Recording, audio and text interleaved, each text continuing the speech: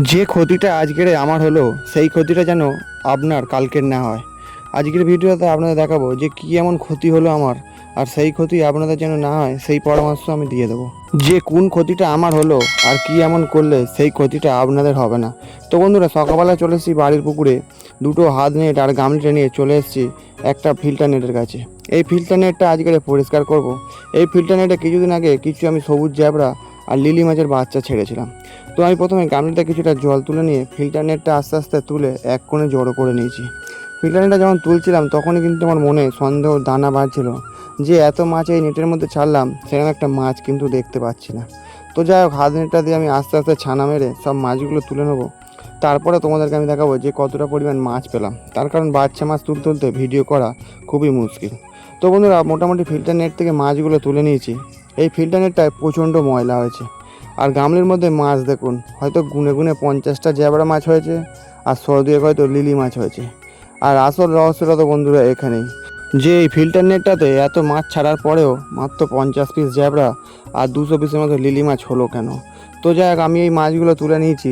এবারের আসল রহস্যটা আমি বলছি। এই ফিল্টার নেটে আমি কিছুদিন আগে বেশ কিছু জ্যাবড়া মাছ ছেড়েছিলাম, সেই মাছগুলো তুলে অন্য একটা নেট রেখেছিলাম।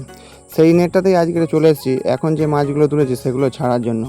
কিন্তু সেই সময় এই ফিল্টার নেটটা আমি ভালো করে পরিষ্কার করিনি, আর সেই একটা ছোট ভুলের ফল আজ আমায় দিতে হলো, যার ফলে আমার নিজের হাতের তৈরি বাচ্চা ফোটানো লিলি মাছের বাচ্চা, জ্যাবড়া মাছের বাচ্চা সব মারা গেল।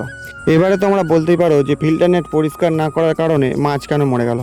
বন্ধুরা, ফিল্টার নেট মোটামুটি জলে খাঁটিয়ে রাখলে 10 থেকে 12 দিনের মধ্যে সেই ফিল্টার নেটে কালো কালো পোকা জন্মে যায়। সেই পোকাগুলোই মূলত মাছগুলোকে মেরে দেয় যখন তারা একদম বাচ্চা থাকে।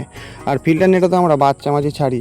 তো যে অল্প মাছগুলো জন্মেছিল সেই মাছগুলো আমি এখন অন্য একটা নেটের মধ্যে ছেড়ে দিলাম। এবার আপনাদের একটা বিশেষ বার্তা দিতে চাই, তোমরা যখনই ফিল্টার নেটে মাছ ছাড়বে একবার, সেই মাছগুলো তুলে যখন কালো নেটে ছেড়ে দেবে, তারপরে একটা সবচেয়ে জরুরি কাজ করবে যে সেই ফিল্টার নেটটা পুকুর থেকে তুলে নিয়ে অন্তত 2 থেকে 3 দিন রোদ খাইয়ে নেবে। তাহলে কী হবে, যে জীবাণু, পোকা বা নোংরা সবই কিন্তু সেই ফিল্টার নেট থেকে বেরিয়ে যাবে। তারপরে আবার নেট কাটিয়ে মাছ ছাড়বে, দেখবে সেই নেটে কিন্তু আবার ভালোভাবে মাছ জন্মাবে। তো তারপরে বন্ধুরা চলে এসেছি সেই ফিল্টার নেটের কাছে যে ফিল্টার নেটে সব মাছ মারা গেছে।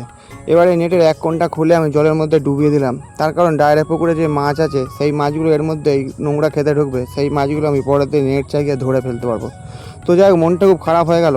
এবার আমি ওপরে উঠে পড়বো, আর ওপরে উঠে চলে এসেছি আমি প্রথমে যে জায়গায় মাছের বাচ্চা ফোটাতাম, অর্থাৎ আমার পুরানো যে ছোট ফার্মে।